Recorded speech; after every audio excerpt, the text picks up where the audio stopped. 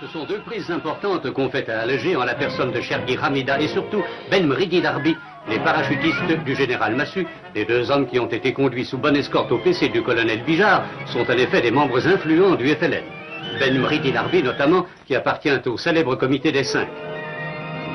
Si je reviens à l'impression qu'il m'a faite à l'époque où je l'ai capturé et toutes les nuits où nous avons parlé ensemble, j'aurais aimé avoir un patron comme ça de mon côté.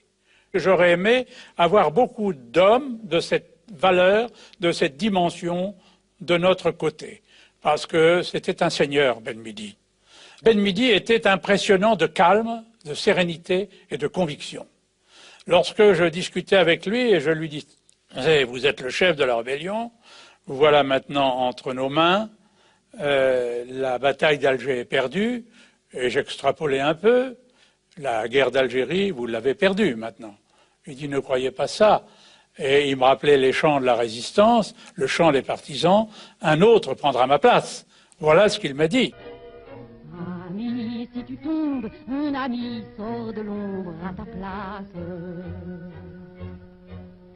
Demain, du sang noir séchera au grand soleil sur les routes.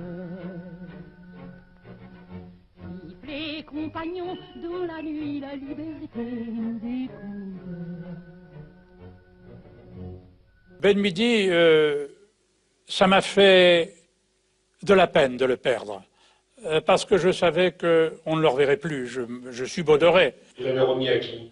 Je l'ai remis à l'état-major, il y a une équipe qui est venue le chercher, et c'était la nuit, et bien que le règlement s'y oppose, je lui ai fait présenter les armes.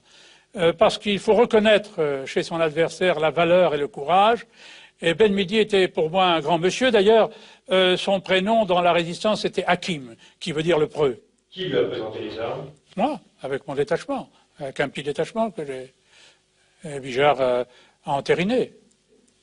Et après? Après, il a disparu, il est parti.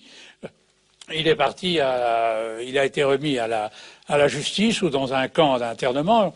Et j'ai appris à travers la presse, les journaux et tous les livres d'histoire que j'ai parcourus, qu'il s'était suicidé dans sa cellule le 4 mars. Il n'y avait pas cru? Mon problème n'est pas de savoir si je l'ai cru, le problème c'est qu'il est mort.